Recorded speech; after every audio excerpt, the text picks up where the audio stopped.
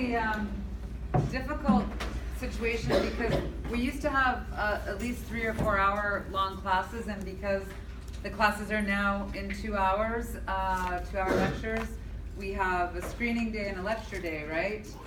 It's important to try to get here promptly on screening day, because some of the films, for instance, today's film is troubled with its length. It will go over the 2 hours. So we're going to have to watch the beginning of it for the lecture tomorrow, and then we'll go over the passage that's on the midterm, break it down, figure it out, and then we'll look at this work in relationship to Leave Her to Heaven by John Stahl, and we'll look at it in relationship to Lars von Trier's Medea, as well as Euripides' version. So what we're looking at is these 3 central Gothic female monsters, which have sort of been deliberately inverted because they defy traditional, conventional roles for women, and because they're either looked at as othered, or bitches, or witches, or sorceresses. There's no really stronger way to put it. So if we wanted to do a course on witches, bitches, and sorceresses, these particular works would be, I guess, representative and really work well.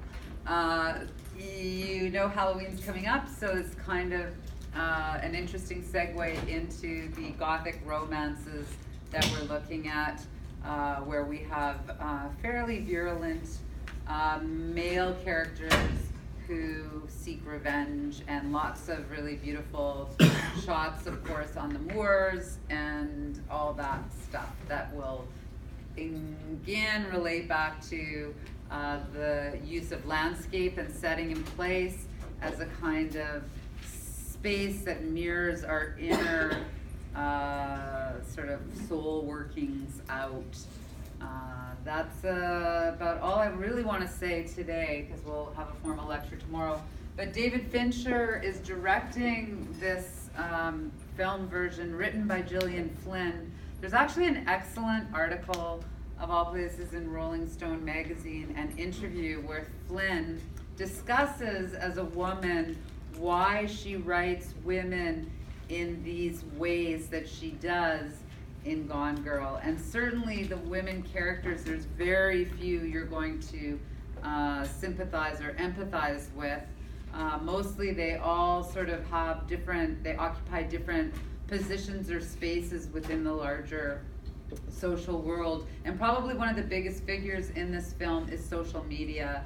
So social media becomes personified as a kind of dictator, not only over our emotions or our emotional intelligence, but also is a very persuasive force in terms of getting us to empathize or sympathize, on the one hand, with Nick Dunn, and then on the other hand, with Amy. And so you can see the ways in which we're collectively manipulated by this these kinds of medias, and that something like truth or justice or compassion is mystified in this work. And this is a very violent landscape, in the sense that the characters' own personal violence toward one another and aggression is disturbing and certainly unsettling. And there is an extremely violent sexual scene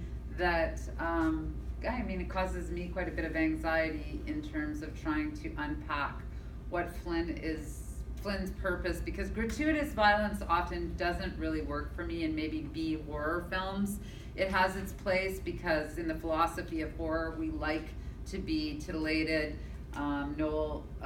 We like to have this kind of look at things that are grotesque, bodily fluids, blood, piss, guts, all that kind of really unattractive stuff, putrid things, and that's what the art of horror, when you're dealing with just art horror plays with. And so, you know, I'm always watching horror movies like this.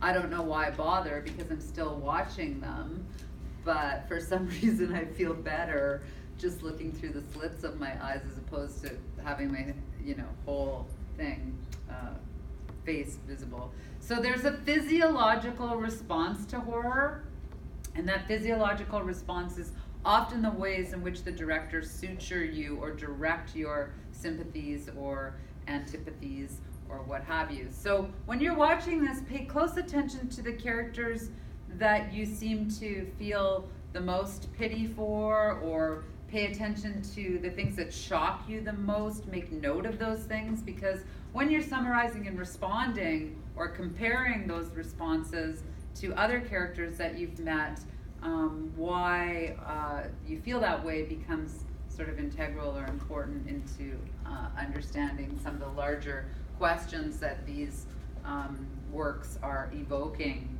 or poking out of us. Any questions before I get started? Okay, so we have to run the film. Okay.